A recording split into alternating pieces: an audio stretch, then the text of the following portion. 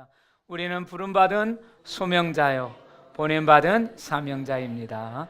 아멘. 우리는 지난 4월과 5월 우리가 이렇게 새벽 예배 시간과 그리고 한 달의 그러한 그 개인적인 묵상을 통하여서 열왕기상을 우리가 이렇게 살펴왔습니다.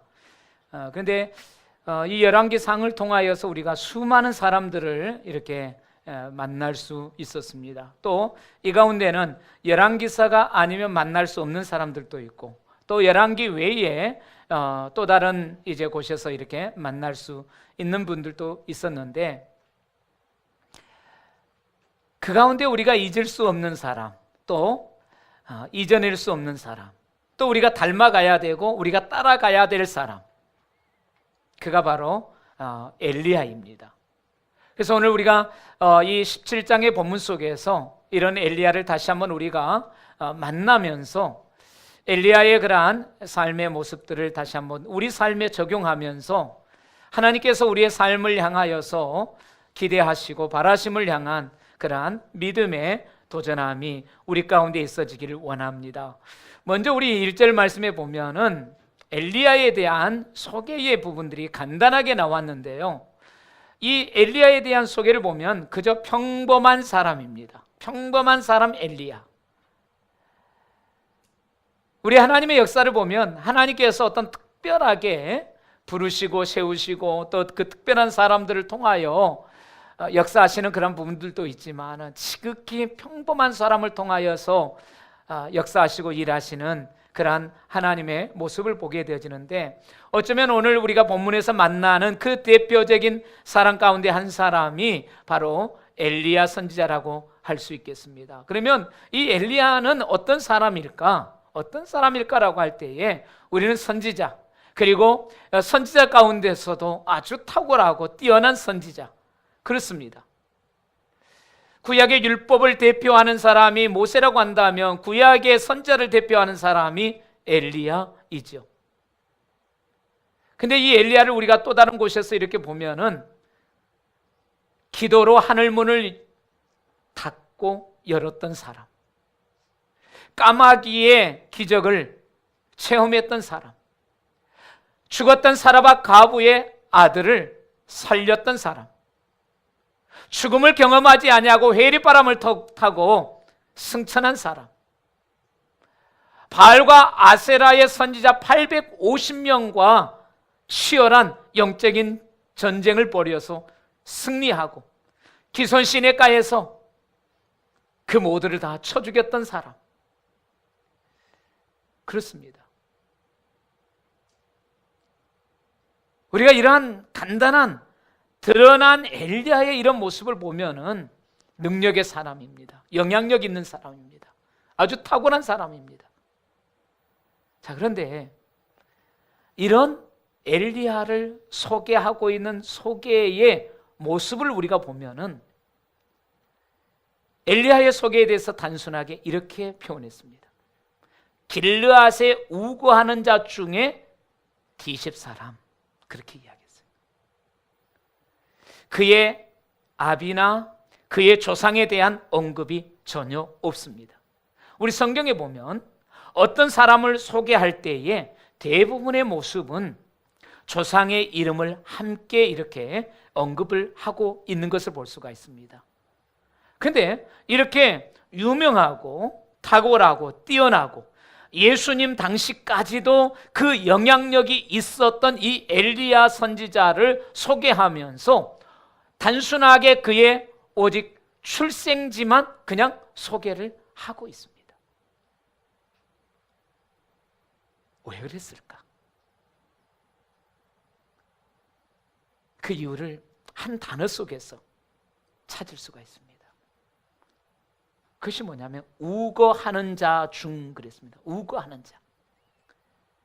여기 우거한다라고 하는 말은 이주자로 살아간다 그 말입니다. 이주자로. 오늘날에는 어떤 이주가 이루어지는 것은 보면은 개발이라든지 그 지역이 어떻게 이렇게 흡수되어지는 속에서 거기에 따른 보상을 가지고 이주를 해가는 이런 모습들이죠. 그래서 흔히 한몫해가지고 간다라고 그렇게 이제 이야기하죠. 자, 그런데 이 당시 이주는 어떤 이주일까? 가난한 이주예요. 가난한 이주. 물론 부유한 이주들도 있죠. 승진을 한다든지 높임을 받는다든지 더 나은 어떤 부분들 속에서 자기의 어떤 그런 지역을 떠나서 이주하는 경우도 있지만은 사실 이주라고 하는 어떤 그런 시대적인 배경 속에서 놓고 볼 때 빈약하고 약하고 어렵고 힘들고 가난하고. 자, 그런데 이 이주하는 자라고 하는 이 단어를 보니까 토사브라라고 하는 단어를 썼는데, 이 토사브라라고 하는 단어가 쓰여진 이제 그 내용을 보니까 어떨 때에 사용했느냐라고 보니까 이주자인데 그 이주자 가운데서도 지극히 낮은 계층의 사람을 표현할 때에, 가리킬 때에 이 토사브라라고 하는 단어를 썼어요.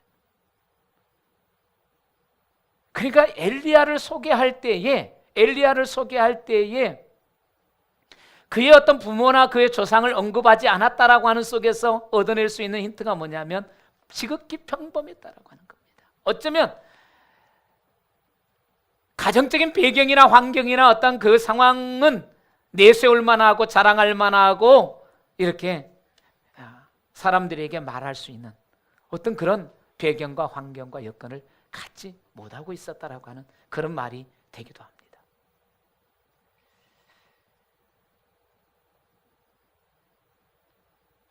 그런데 이 평범한 사람, 평범한 가정에서, 어쩌면 평범 그 이하의 가정에서 태어나서 자란 이 엘리야, 그런 엘리야가 하나님의 손에 붙들려지고 하나님에 의하여 붙들려질 때에 그가 능력 있는 사람이 되어지고 영향력 있는 사람이 되어지고 전무후무한 하나님의 탁월한 사람이 되어지더라라고 하는 사실입니다.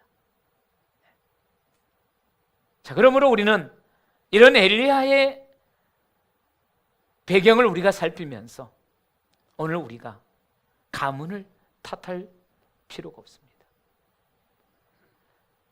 엄마 아버지가 나에게 무엇을 해주셨어? 라고 하는 속에서 부모를 탓할 필요도 없다라고 하는 겁니다. 내가 자라는 환경이 이렇고 내가 놓였던 상황이 이렇다라고 하는 속에서 내 어떤 그런 환경을 탓할 이유도 없다라고 하는 겁니다. 지금 현재적인 상태 속에서, 지금 현재적인 나의 모습 속에서 하나님의 손에 붙들려지면, 하나님의 말씀에 우리가 붙들려지면 엘리야처럼 능력 있는 사람이 되어지는 줄 믿습니다. 엘리야처럼 영향력 있는 사람으로 우리가 서게 되어지는 줄 믿습니다. 그냥 평범 이하이기를 원하십니까?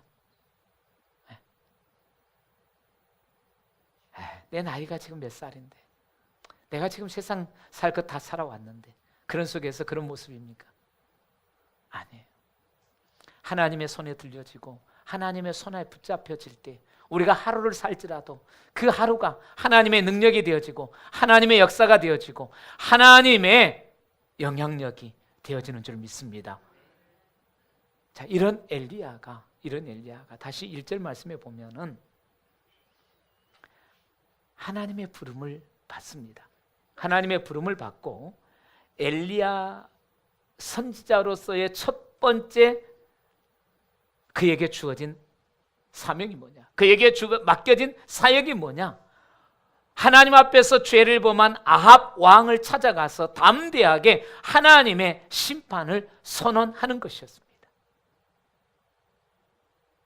그를 칭찬하고 그를 인정하고 그를 축복한 말이 아니에요. 아합을 하나님이 심판하신다라고 하는 거예요.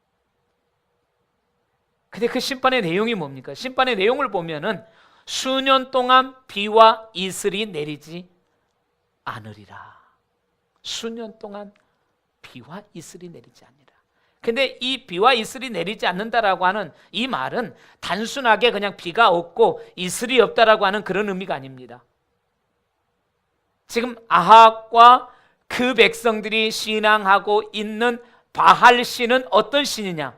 비를 내려주고 뿐만 아니라 자기들에게 풍요를 가져다 준다라고 믿는 바알을 향한 심판이고 바알을 향한 하나님의 선언입니다. 그래서 엘리야가 지금 바알에게 가서 비가 없고 이슬이 없으리라 라고 하는 이 선언은 아합 당신이 믿는 이 바알은 가짜다 그 선언이에요. 그 선언입니다. 아무리 하나님의 부름을 입고 세움받은 선지자이지만 지금 바알 신을 섬기고 있는 아합을 향하여서 나아가서 하나님의 심판을 선언한다라고 하는 이 일이 작은 일이 아니에요. 그냥 할 수 있는 일이 아니에요.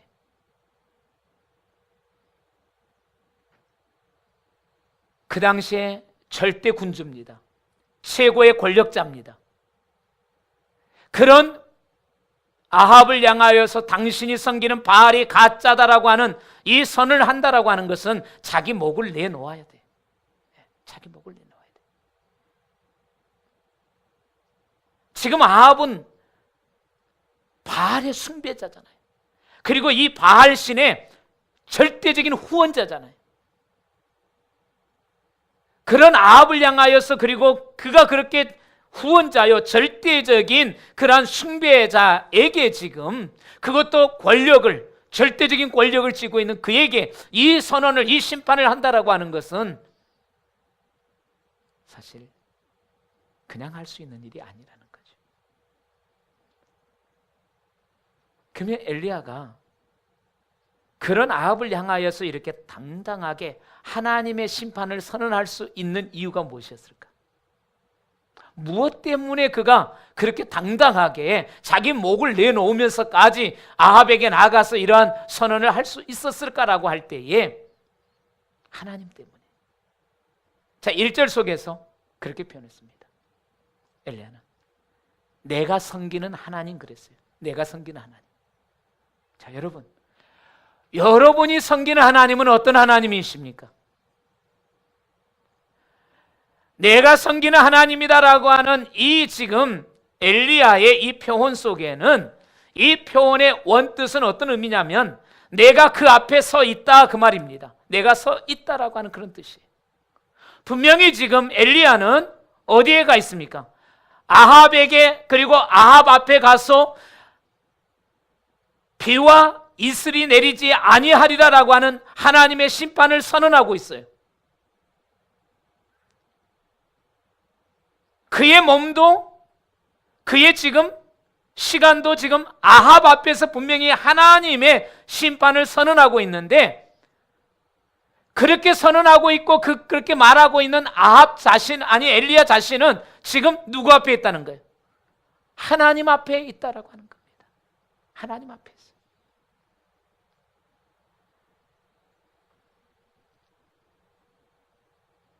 아합 앞에 있지만 하나님 앞에 그가 서 있다라고 여기기에 그리고 믿기 때문에 하나님 앞에 서 있는 자는 아합 앞에서도 두려워하지 않더라라고 하는 겁니다. 하나님 앞에 있는 자는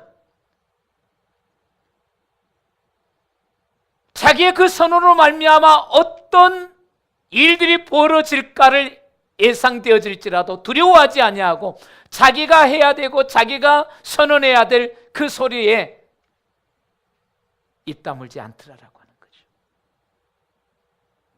어려움이 있어도 장애가 있어도 큰 위협이 있어도 하나님 앞에 있는 자는 두려워하지 않더라라고 하는 겁니다. 그래서 하나님 앞에 있는 자는 환경과 상황과 여건과 상대가 그리고 그 사람이 누구냐 개의치 아니하고 자기에게 주어진 사명과 그 역할들을 감당을 하더라라고 하는 겁니다. 그래서 내가 섬기는 하나님. 오늘 우리 삶에서 우리가 우리의 삶의 어떤 환경과 상황과 어떤 여건들 속에 우리가 부딪힐 때마다 어떤 그런 장애를 우리가 만날 때마다 우리가 그 앞에서 그 상황이 아니라 그 사람이 아니라 그 문제가 아니라 그 일이 아니라 내가 이 일 앞에 서 있는 것이 아니라 하나님 앞에 서 있다라고 우리가 여길 수 있다고 한다면, 내가 하나님 앞에 서 있다라고 하는 그 믿음이 있다고 한다면 우리는 어떤 일 앞에서도 상황 앞에서도 사람 앞에서도 이 엘리야처럼 두려워하지 아니하고 담대한 하나님의 사람들이 되어지는 줄 믿습니다. 그 다음에 또 하나, 이 엘리야가 당당할 수 있었던 비결이 있습니다. 그것이 뭐냐면 내 말이 없으면 그렇습니다. 내 말이 없으면 수년 동안 비도 있을도 있지 아니하리라. 자, 내 말, 이 내 말은 어떤 말입니까? 하나님의 말씀이죠. 하나님의 말씀. 엘리야가 이렇게 당당할 수 있었던 이유는 하나님의 음성을 들었기 때문에, 하나님의 음성, 하나님의 말씀 때문에 그가 당당할 수 있었습니다. 그래서 하나님의 말씀이 자기를 주관하고 자기 중심에 있기 때문에 아합을 향하여서 당당하게 하나님의 심판을 선언할 수 있었다 그 말이죠. 하나님의 사람은, 믿음의 사람은 이렇게 엘리야처럼 우리가 우리의 삶을 향하여서 당당하게 살아가야 합니다. 돈이 없어도, 우리의 환경적인 부분들이 좀 열악할지라도, 상대적인 어떤 비교 속에서 우리가 어떠한 약함을 가지고 있다라고 할지라도, 물질이 아니라, 환경이 아니라, 어떤 주어져 있는 조건이 아니라 엘리야처럼 내가 하나님 앞에 서 있다라고 하는 속에서, 그리고 하나님이 내게 말씀하셨고 내가 하나님의 말씀을 맡았다라고 하는 속에서 우리는 우리의 삶을 향하여서 우리가 당당하게 갈 수 있어야 된다라고 하는 거죠. 우리는 좀 물질이 부족하다고 기죽습니다. 좀 환경이 열악하다고 상대성을 가지고 우리 그 앞에서 우리의 약함을 드러냅니다. 내 삶의 어떤 부분들 속에서 좀 내가 실수하고 문제를 드러냈다고 그것으로 인하여서 우리의 연약함을 드러냅니다. 그러나 분명히 환경과 조건과 여건 속에서는 우리가 당당할 수 있는 어떤 그런 요소들이 없을지라도 내가 하나님 앞에 서 있는 곳으로 말미암아, 그리고 하나님이 내게 말씀하신 것 때문에 우리가 당당할 수 있는 하나님의 사람들이기를 원합니다. 그러면서 3절과 4절 속에 자, 엘리야가 이렇게 아합 앞에서 당당한 이제 모습을 드러내는 그러한 그 모습을 향하여서 하나님께서 다시 엘리야에게 행하신 또 하나의 모습이 있습니다. 그것이 뭐냐면은 지금 하나님의 엘리야를 잠시 잠깐 숨어 지내게. 왜 숨어 지내게 할까? 하나님은 까마귀를 명하여서 지금 먹을 것을 공급해 주실 것을 약속하시면서 그리 시냇가에 가서 숨어 지내라 그렇게 말씀을 하셨습니다. 전능하신 하나님께서 왜 이 엘리야를 숨어 지내게 하실까? 그냥 숨기지 마시고 더 하나님의 능력을 엘리야를 통하여 드러내시면 더 좋을 것 같은데, 엘리야를 통하여서 하나님 자신의 존재성에 대하여서 더 크게, 더 놀랍게, 더 많은 일들을 통하여서 나타내시면 더 좋을 것 같은데 왜 그렇게 하지 않냐시고 엘리야를 숨기실까? 거기는 하나님의 또 다른 계획이 있었습니다. 그것이 뭐냐면 엘리야를 훈련합니다. 엘리야를 훈련하시. 이 과정을 통하여서, 이 훈련을 통하여서 엘리야가 하나님이 어떤 분이신가를 깨달아 더 알기를 원하셨다라고 하는 것을 알 수가 있습니다. 그래서 하나님은 엘리야를 그리 시냇가로 지금 보내신 것입니다.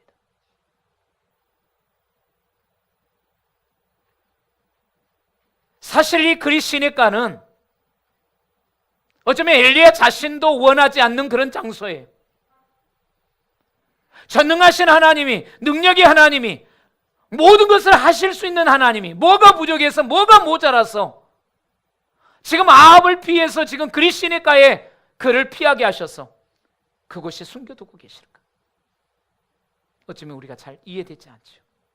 우리 욕심 같아서는 앞선 이야기처럼 더 하나님의 능력과 하나님의 전능하심과 하나님의 놀라운 역사를 엘리야를 통해서 더 드러내시면 좋으련만 왜 하나님 그렇게 하시지 아니하실까라고 하는 속에서 우리는 다시 한번 우리 자신의 모습을 보셔야 됩니다. 그리 시내가는 지금 하나님께서 엘리야에게 있게 하신 곳이, 하나님께서 보내신 곳이, 하나님께서 그에게 머물게 하는 곳이, 그렇다고 한다면 오늘 우리의 모습을 보셔야 됩니다. 나를 있게 하신 곳을 우리가 보셔야 돼요. 나를 머물게 하고 계신 그곳을 우리가 보셔야 돼요. 내 마음에 들지 않아요. 내게 어떤 충족되지 않는 곳이에요. 근데 하나님이 나를 보내신 곳, 하나님이 나를 있게 하신 곳, 하나님께서 나를 머물게 하시는 곳, 내가 원하지 않지만 하나님은 원하셔요. 나는 그곳에 있기를 원치 않지만 하나님은 그곳에 있기를 원하셔요. 나는 이곳에서 벗어나고 싶지만 하나님은 여전히 아직도 내가 그곳에 있어지기를 원하셔요. 그래서 우리는 내가 있는 자리, 내가 있는 장소, 또 그곳에서 내게 지금 주어져 있고 내게 맡겨진 그 일들에 대하여서 우리는 가볍게 쉽게 생각해서는 안 돼요.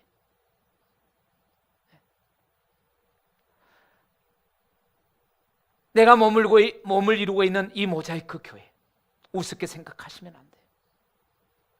여러분들이 이루고 있는 가정 쉽게 생각하시면 안 돼요. 여러분들이 지금 보내어져서 일하고 있는 여러분의 일하는 현장, 여러분의 마음에 들지 않는다고, 여러분의 어떤 조건에 충족되지 않는다고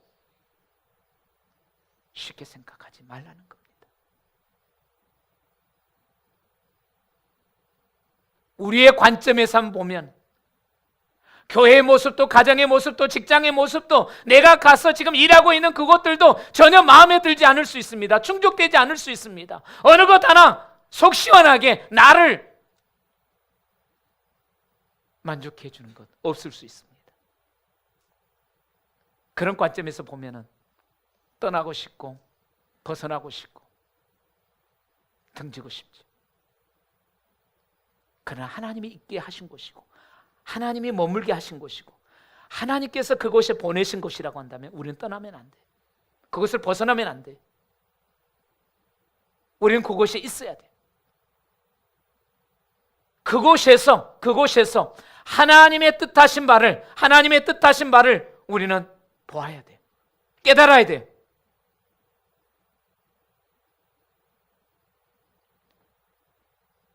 엘리야가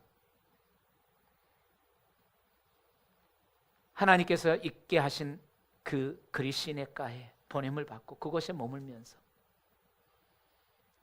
그 훈련의 시간들 속에서 깨달은 거 하나가 있어요. 첫 번째가 있어요. 그것이 뭐냐면 모든 일에는 하나님의 때가 있다라고 하는 사실입니다. 모든 일에는 하나님의 때가 있다라고 하는 이 사실을 깨달은 거예요. 우리는 늘 나의 때죠. 내가 바라고, 내가 원하고, 내가 생각하고, 내가 기대하면서 내가 이루기를 원하는 그런 일정과 그런 시간표대로 모든 것들이 이루어지면 만사형통이죠. 그러나 하나님의 때가 분명히 있다라고 하는 사실입니다. 그 다음에 이곳을 통하여, 이 훈련의 시간들을 통하여서 엘리야가 두 번째 깨달은 것이 뭐냐면은 하나님이 나의 피난처가 되어주신다라고 하는 사실입니다. 하나님이 나의 피난처가 되어주신다. 이것을 깨닫게 되는 거예요. 내가 나를 보호하고 내가 내 생명을 내가 유지해 가는 것 같은데 그것이 아니라 하나님께서 나의 생명의 피난처가 되어주신다라고 하는 사실입니다. 그리고 또 하나 그가 깨닫는 것이 있어요. 하나님의 신실하심. 하나님의 신실하심.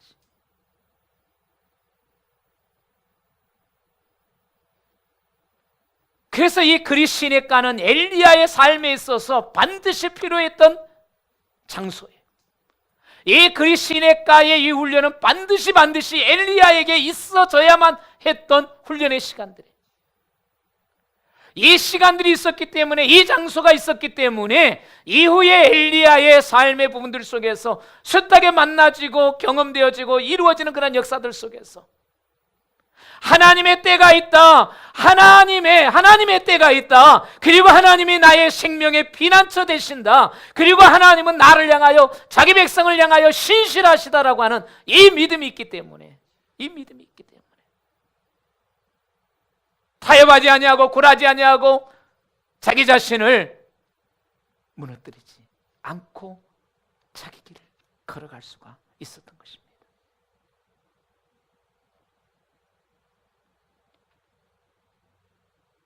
그리고서 그곳에서 까맣게 그 기적을 경험하면서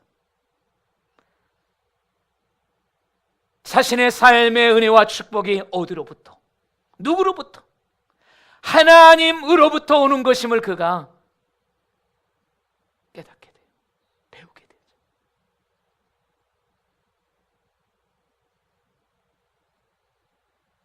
오늘 우리에게 이 시간이 필요해요. 이 훈련이 필요해요. 우리는 우리의 노력과 우리의 힘과 우리의 어떠한 그런 정열과 우리의 힘쓰고 애씀으로만 우리가 우리의 삶을 이루어 가려고 합니다. 맞습니다. 필요합니다. 우리의 수고가, 우리의 헌신이, 우리의 노력이, 우리의 땀 흘림이 분명히 필요합니다. 그러나 우리가 그것만 가지고 우리의 삶을 경영하고 우리의 삶을 살아가련다라고 생각한다고 한다면 그 삶은 고달퍼요. 힘이 듭니다. 내 삶의 모든 것들이 하나님으로 말미암아 와지고 하나님의 은혜요 하나님의 축복이라고 하는 사실을 깨닫는다고 한다면 우리는 우리의 삶을 향하여서 또 다른 태도와 자세와 모습을 가져갈 수 있게 될 것입니다.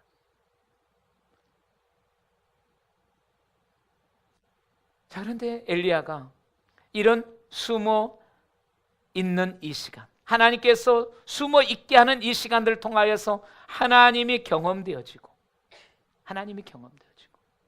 하나님이 그의 삶에서 이제 깨달아질 때 그의 삶 속에 있어지는 것이 뭡니까? 5절에 여호와의 말씀과 같이 하여 그랬습니다. 여호와의 말씀과 같이 하여. 말씀과 같이 했대요. 여기에 말씀과 같이 했다라고 하는 이 말은 말씀을 따라갔다 그 말입니다. 말씀을 따라갔어요. 그러면 말씀을 따라갔다라고 하는 여기에는 그냥 완전히 처음부터 끝까지 자기의 어떤 부분들이 온통 말씀에 사로잡혀서 말씀의 어떤 그 길로만 갈 수 있도록 그가 되어졌다는 그런 모습이 아니에요. 말씀을 따라갔다라고 하는 속에는 자기가 가고 싶은 길이 있어요. 자기가 하고 싶은 부분들이 있어요. 자기의 어떤 생각 속에서, 자기의 판단 속에서 행하고 싶은 부분들이 있어요. 그럼에도 불구하고 그것을 내려놓고 말씀을 따라갔다 그 말입니다. 혹시 어렸을 때 이런 기억들이 있으시나요? 저는 이런 기억이 있어요. 산에 짐승을 먹이러 갔을 때에 요즘처럼 이렇게 푸르르니 이제 산이 푸르러져 있을 때에 염소와 소가 이제 이 산속에 이렇게 박히면은 이 우거진 나무 밑으로 들어가면 안 보이잖아요. 그게 찾으러 가야 되는데 길이 있어요. 그 산속에 여러 갈래 길들이 있어요. 그런데 어디에 있는지는 몰라요. 어디에 있는지는 모르는데 찾으러 가기는 가야 되겠는데 어느 길로 가야 될까 모르겠어요. 자, 그럴 때 손바닥에다 침을 뱉고서 어디로 가야 할까 탁 때리고서 굵은 침방울이 가리키는 방향을 따라서 가는 거예요. 네.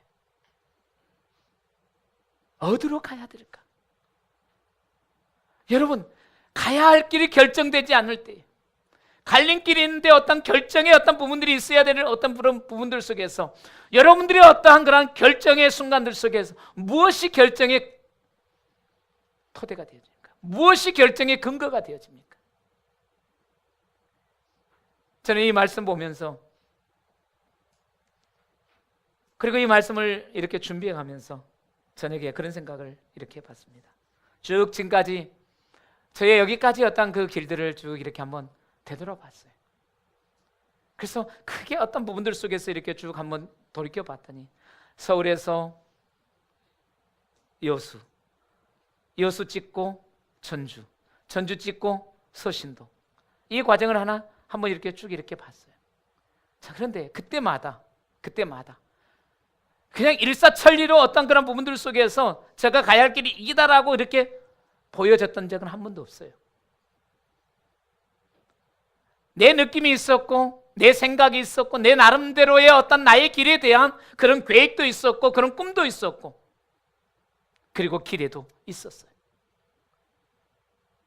그래서 숱한 많은 갈등들을 했어요. 그런 갈등의 시간들 속에서 하나님께서 결정적으로 이 어떤 결정의 어떤 부분들을 하기 위해서 요구하는 것이 뭐였냐면 기도하는 것이었어요. 네, 기도하는 것이었어요.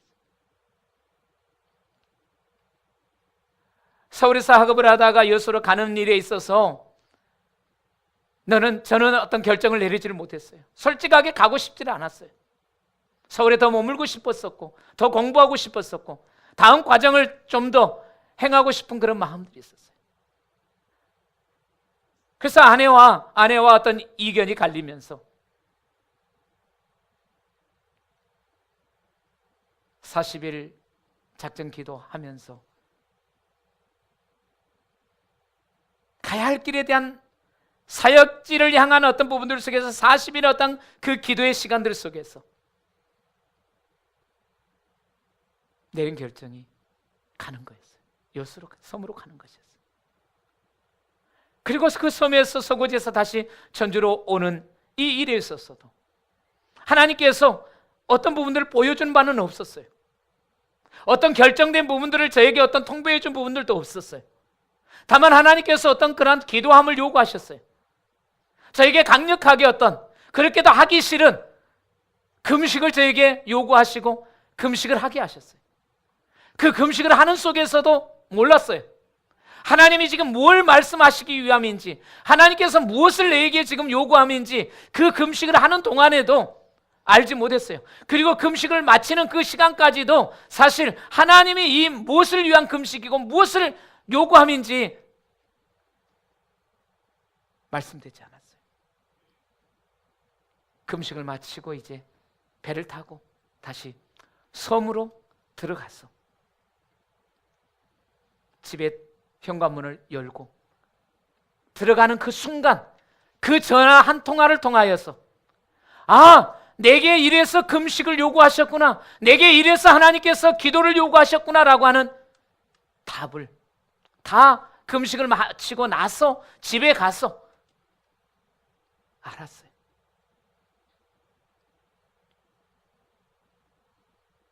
동북교회 사역을 마무리하면서 개척에 대한 부분도 여전히 마찬가지였어요. 마음의 여러 갈등들이 있죠. 좀 더 나은 환경, 좀 더 나은 조건들, 좀 더 사역을 편하게 펼칠 수 있는 그런 부분도 고민이 되어지고, 또 그런 부분에 대한 어떠한 유혹도 생기고, 개척을 향하는 그런 부분들 속에서 여러 동료들의 또 직접적인 간접적인 그런 어려움들도 이야기를 했습니다. 또 개척을 하고서도 여기까지 지내오는 그런 시간들 속에서 과정들 속에, 그리고 그 중간들 속에 정말 내 마음이 끌려가고 내 어떤 모습이 가고 싶은 그런 부분들이 없지 않아 있었어요. 그럼에도 불구하고 그 중심에, 그럼에도 불구하고 그 순간들 속에서 뭐가 있었을까? 오늘 엘리야가 여호와의 말씀과 같이 하여라고 하는 이 모습에서처럼 내 이익과 편리와 나의 어떤 안일과 나의 어떠한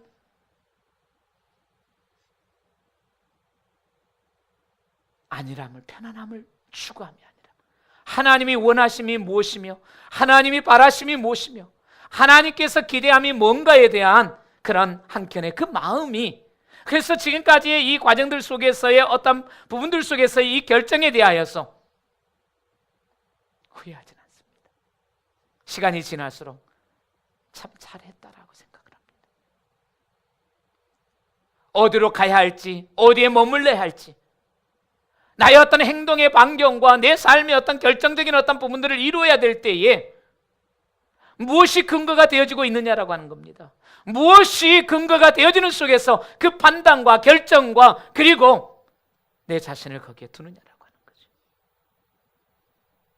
오늘 엘리야는 여호와의 말씀과 같이 하여라고 하는 속에서 말씀을 따라서 자기의 행동의 반경을 정하였다라는 그 말입니다. 그래서 말씀을 따라 움직였고, 말씀을 따라 나아갔고, 말씀을 따라서 도전하였고, 말씀을 따라서 선포하였다라고 하는 그 말이 여호와의 말씀과 같이 하였다라고 하는 그 말입니다.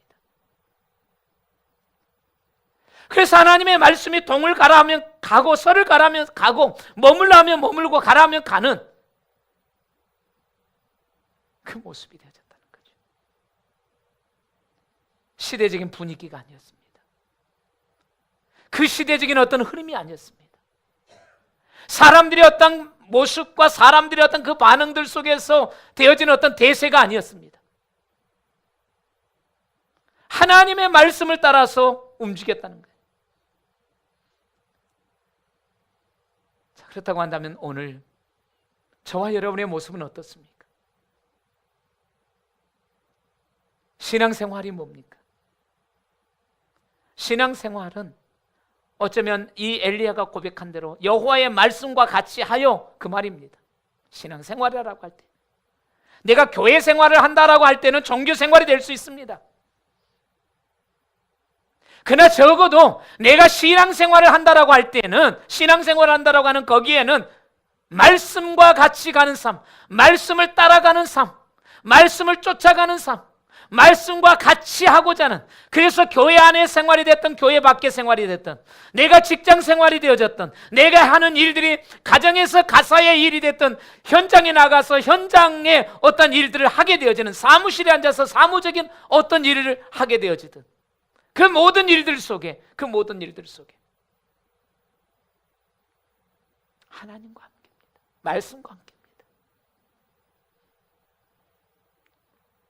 그 말씀과 같이 할 때에 엘리야가 경험되어지는 것이 뭡니까? 하나님의 보호하심을 경험하게 되어집니다. 하나님의 도우심을 경험하게 되어집니다. 하나님의 먹이시고 하나님께서 그를 지키심을 경험하게 되어집니다.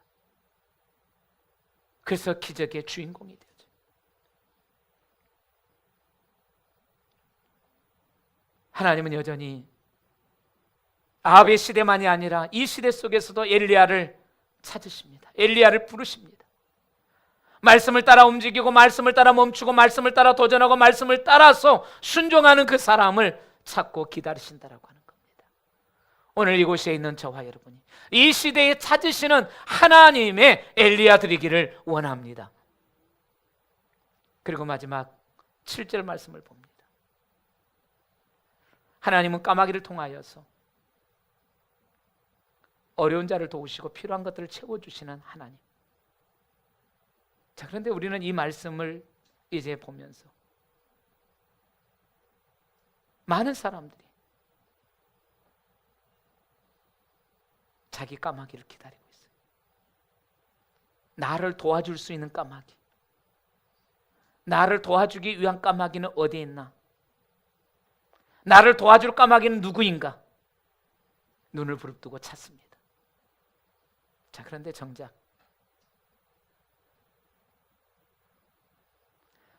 나의 까마귀는 나를 위해서 보내어지고, 나를 위한 까마귀는 어디 있는가 찾고 찾는데, 정작 우리 자신은 내가 까마귀가 되어서 도울 자는 보지 않습니다. 내가 까마귀가 되어서 섬길 자는 전혀 눈에 들어오지 않습니다. 내가 까마귀가 되어져서 하나님의 손길이 되어지고, 하나님의 능력이 되어지고, 하나님의 역사가 되어질 그 일에는 전혀 마음도 생각도 어떤 의지도 없습니다. 오로지 하나님, 나를 도와줄 까마귀 어디 있습니까? 나를 나를 도와줄 까마귀를 어디에 두셨습니까? 이것만 바라보고 이것만 찾고 있어요.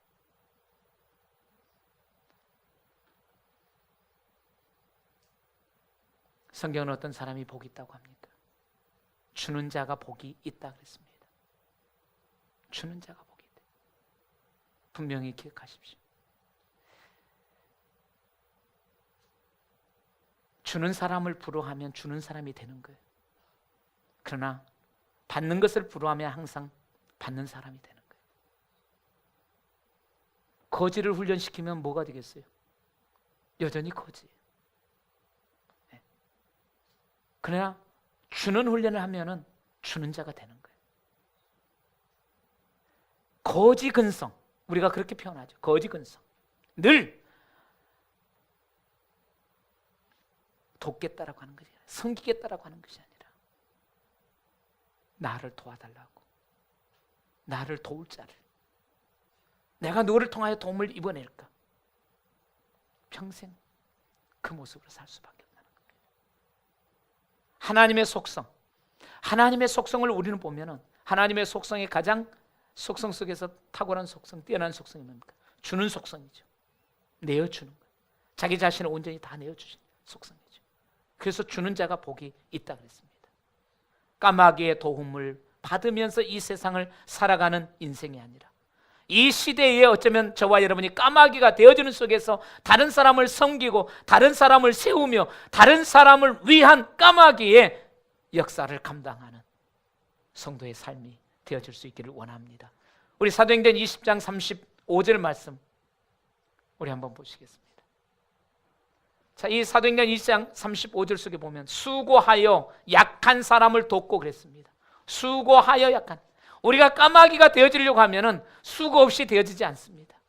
우리가 약한 자를 돕는 자 되어지면은 수고 없이, 헌신 없이, 자기 자신의 어떤 땀 흘림과 낮아짐과 자기 자신을 내어줌 없이 도울 수가 없어요. 희생이 있어야 돼요. 수고가 있어야 돼요. 그러면서 뭐라고 했어요? 주 예수께서 친히 말씀하신 바 주는 것이 받는 것보다 복이 있다 하심을 기억하여야 할지니라. 오늘 엘리야의 삶이 말씀과 가치였다라고 하는 이 삶의 모습이 평범한 사람이었지만은, 자랑할 만하고 내세울 만한 것이 없는 사람이었지만은, 말씀과 같이 갈 때에, 말씀과 함께 할 때에 능력의 사람이 되었고 영향력 있는 사람이 되어졌던 것처럼 우리의 삶이 말씀과 함께함을 통하여서 우리의 이후의 삶이 아름다운 하나님의 능력의 삶이 되어지고 영향력의 삶이 되어지고, 까마귀를 기다리는 것이 아니라 우리가 까마귀 되어지는 속에서 하나님의 능력과 하나님의 기적과 하나님의 역사를 펼쳐가는 하나님의 축복의 사람들이기를 원합니다. 우리 찬양 하나 드리겠습니다. 낮의 해처럼 밤의 달처럼 우리 찬양 드리면서 봉헌하시겠습니다.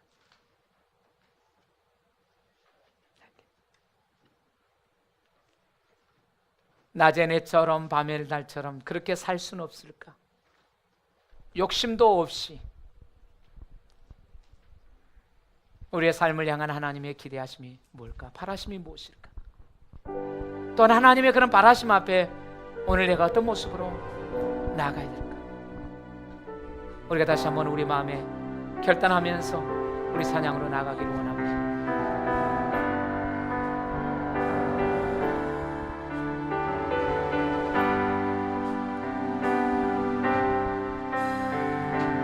낮의 해처럼 밤의 달처럼 그렇게 살 순 없을까? 욕심도 없이 어두운 세상 비추어 온전히 남을 위해 살듯이 나의 일생에 꿈이 있다면, 나의 일생에 꿈이 있다면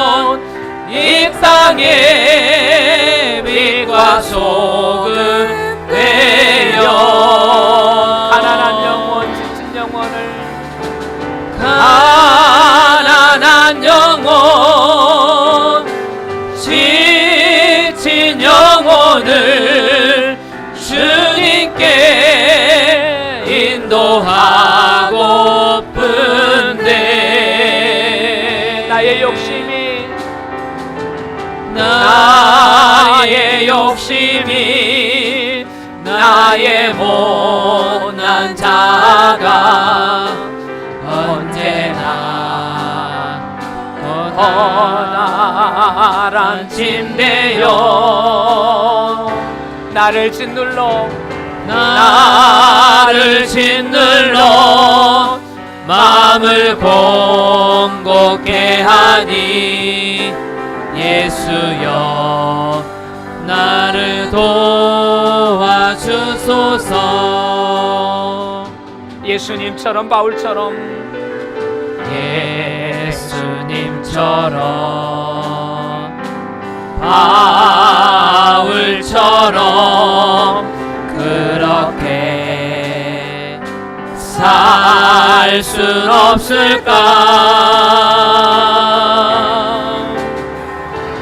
남을 위하여 당신들의 온몸을 온전히 버리셨던 것처럼 주의 사랑은 베푸는 사랑 주의 사랑은 베푸는 사랑 값없이 거저주는 사랑 그러나 나는 주는 것보다 받는 것 더욱 좋아하니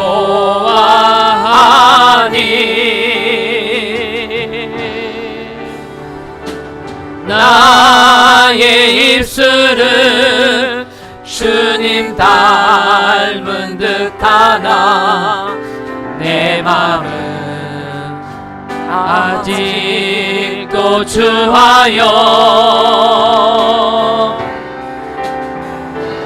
받을 사랑만 계수하고 있으니 예수여 나를 도와주소서.